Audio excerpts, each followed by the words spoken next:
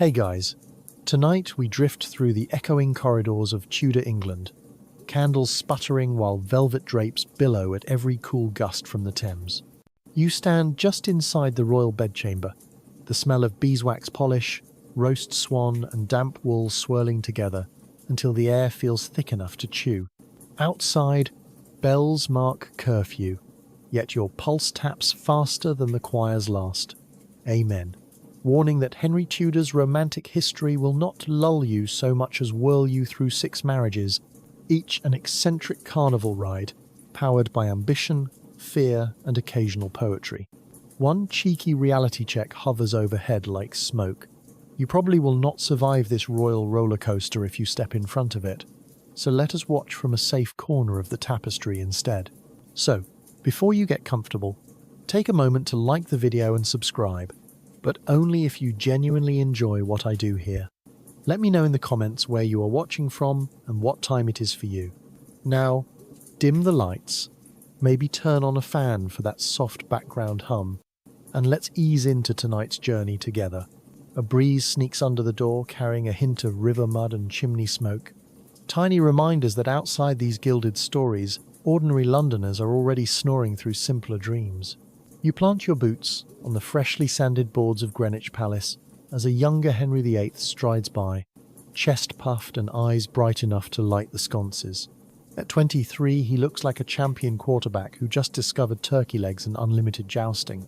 Catherine of Aragon, recently widowed from Henry's elder brother, glides beside him in Spanish silk the shade of latey summer plums. Her marriage brings England an alliance with Spain, and, more urgently for Henry, the promise of sons. Over the next 2 decades, you witness the pair share tournaments, Latin debates, and maybe one too many pomegranates. Yet tragedy keeps stealing the crib. Only Princess Mary survives infancy, leaving the Tudor cradle conspicuously half-empty at christenings. Panic makes Henry quote Leviticus at breakfast, insisting the union is cursed because Catherine was once his brother's wife. Modern you wants to shout correlation is not causation, but parchment is cheaper than therapy in 1527. When Rome refuses an annulment, you can practically taste the diplomatic tension, sour as ale gone flat. In quieter hallways, Catherine kneels beneath painted saints, praying in Spanish whispers that cling to the stone like ivy. Each year, the king's patience frays further, threads pulled by advisors who smell opportunity. Remember the Battle of Flodden? While Henry vacationed in France playing at war, Catherine served as regent and rallied troops, sending King James IV of Scotland home in a box lined with Tudor roses. That accomplishment earns her a tiny footnote tonight, yet at the time it nearly overshadows Henry's own campaigns, a fact he files away under topics never to mention during pillow talk. Enter Anne Boleyn, eyes glittering like jet beads, words sharper than a fencing foil. She teases Henry with courtly French, new dance steps and a miniature velvet pouch scented with damiana, a quirky herb said to warm the blood. The king, convinced passion can rewrite canon law, decides he needs his own church more than he needs papal approval. Historians still argue whether lust or geopolitical chess moved him most. You stand behind a carved choir stall, while the Archbishop of Canterbury pronounces Henry and Anne wed, and the air tastes of daring and marmalade. At a coronation banquet that looks suspiciously like a Tudor music festival, feathered hats poke the rafters, wine flows in gravity-defying fountains, and minstrels remix madrigals so loudly the stained glass shudders. 3 light jokes swirl through the crowd. A courtier compares Anne's neck to a swan's in ill-advised flattery. Another wonders if the new church logo needs a rebrand, and someone bets 2 shillings the king will, hashtag his own initials on a tapestry. Between banquets, Anne and her ladies stage miniature pageants, scripting allegories where perseverance defeats despair, all clearly starring Anne as Perseverance. Evenings find her tutoring Henry in French pronunciation. He welcomes the attention until she corrects him mid-kiss, which history records as less than seductive. 9 months later, you watch Henry cradle Elizabeth, red-haired and robust, but his grin flickers because the baby is still not a boy. Miscarriages follow, dark reminders stitched into the royal calendar with black ink. Whispers of witchcraft and treason thrive like mould in the rafters. When the royal guard escorts Anne to the tower, you feel a chill that has nothing to do with English spring. The executioner's French blade flashes. You turn away before it meets her slender neck, hearing only the crowd inhale as one. Jane Seymour arrives before the scaffold dust settles, pale as dawn mist, yet armed with patience, ferocious enough to tame a bull. She speaks little, listens much, and encourages Henry to reconcile with the stubborn Lady Mary. You sample almond marchpane at their wedding breakfast, noticing Henry's relieved grin widen when Jane avoids political jokes.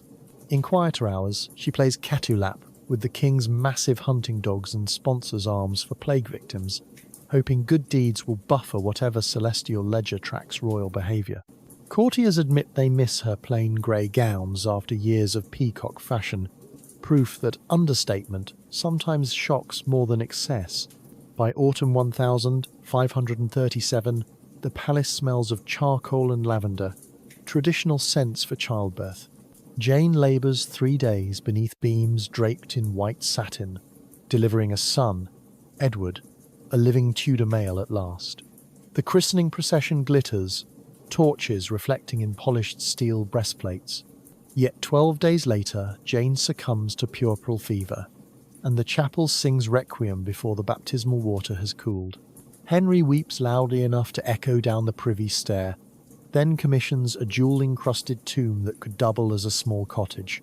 Mainstream fact: Jane remains the only wife buried beside him in St. George's Chapel, Windsor, an honour equal parts love and guilt. Time skips to January 1536. During a joust, Henry's destrier stumbles, tossing king and armour into the dust with a metallic clang you feel in your teeth. Doctors bleed him, then bandage a leg wound that never heals.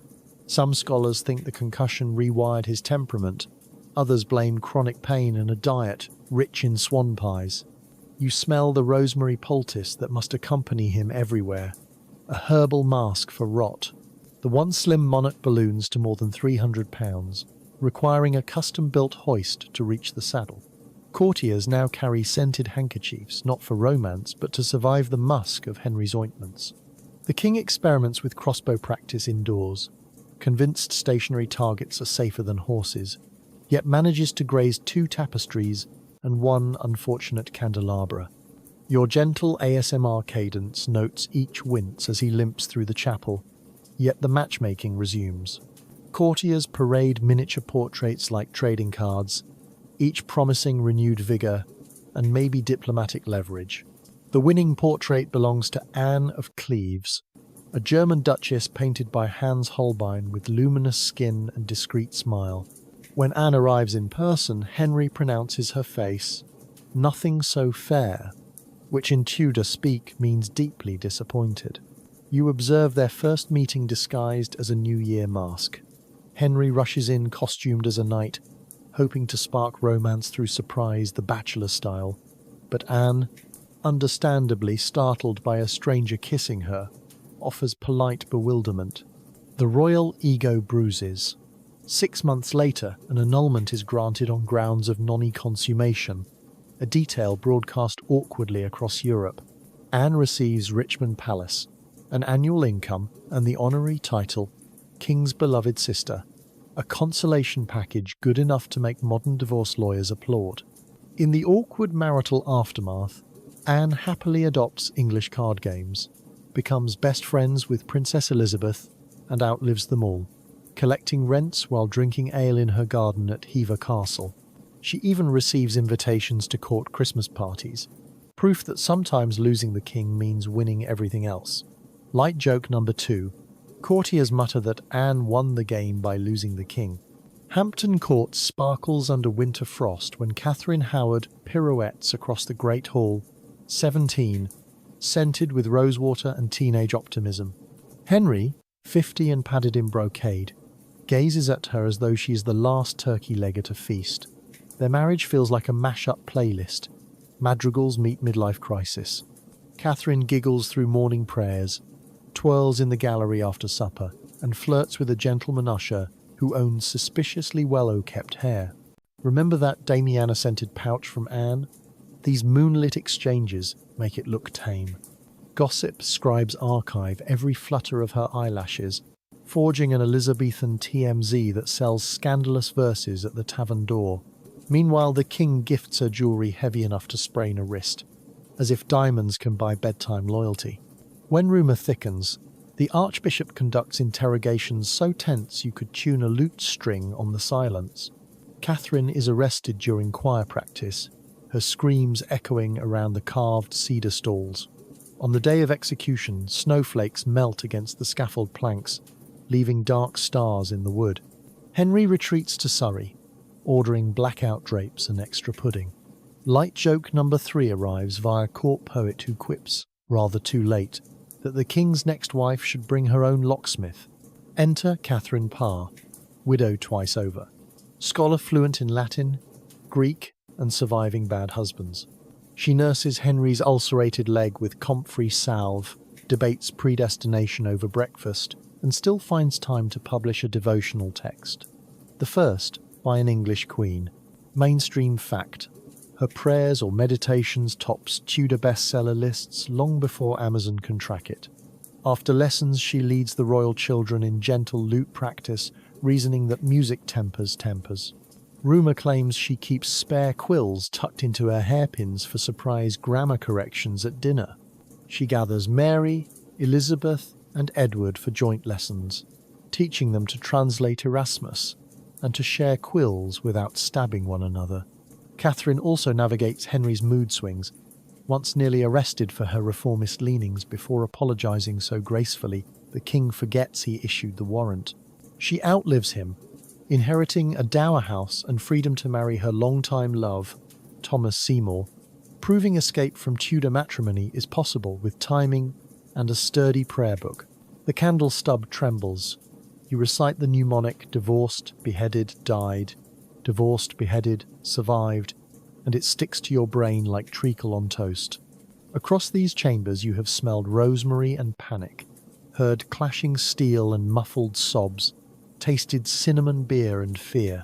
Behind each wedding veil hid policy, propaganda, and very human frailty. Historians still argue whether Henry's quest for heirs masked deeper dread of mortality, political isolation, or simply a competitive streak that could not stand losing to France in the infanticide department. Somewhere a night watchman whistles Greensleeves. A tunefolk tradition credits to Henry himself, though no evidence supports the claim, reminding you that myth always volunteers when fact is inconvenient. Soft rain starts tapping on the leaded windows, a lullaby written by weather rather than poets. As you lean against a carved panel splintering under centuries of varnish, you feel the palace settle into night, restless yet momentarily still. Before we drift toward true rest, savour one last quirky morsel. Henry paid astrologers to choose auspicious bedding nights, a Renaissance version of checking your star sign before swiping right. Imagine the royal scheduler whispering, "Sire, Mercury is sliding backward. Perhaps postpone the annulment until Thursday." Earlier tonight, you overheard one star reader warn that a conjunction of Mars and Venus foretells unexpected widowerhood. Henry dismissed the omen with a chuckle that sounded suspiciously like denial. Still, he postponed the next wedding interview, just in case the planets meant business. You stifle a yawn along with a laugh, the perfect cue to soften the pace. You let the palace corridor fade from bright tapestry to muted grey, as if someone gently lowers the dimmer switch on history. The candles shrink into quiet pearls of light, their wax pools cooling into stillness, no longer pushed by restless draughts or hurried footsteps. Breath by breath, the shouts of court heralds slide into distant murmurs until they resemble nothing more than pages turning in a well-loved book. With each exhale, your shoulders loosen, surrendering the weight of jeweled crowns, velvet cloaks, and anxious dynastic charts. The scent of rosemary poultice is replaced by the soft aroma of fresh linen, crisp and neutral, a gift from the present moment. You notice the steady beat of your heart echoing in the hush like a slow drum guiding a sleepy parade out of sight. Imagine moonlight drifting across the Thames, smoothing the ripples into liquid silver, reflection upon reflection, until even the water forgets to remember the day.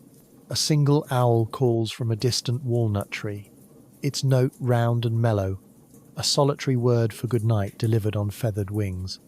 Beneath that call, the city surrenders to hush. Wheels stop creaking, dogs curl tighter, and the last tavern shutters close with a sigh. Allow your thoughts to settle the way snow settles on a quiet lane, each flake choosing its place, building a blanket that muffles footfall and time alike. Feel your eyelids grow heavier, as though they are pages waiting to close the book until tomorrow. In that tilted space between waking and dreaming, let the stories you gathered tonight mix and soften, turning from sharp portraits into gentle watercolor blurs, shapes that glow rather than demand. If a stray name, Henry, Anne, Catherine, taps at the edge of your mind, nod politely, then let it drift along the silver river where owls keep the night, until all that remains is breath and warmth and quiet.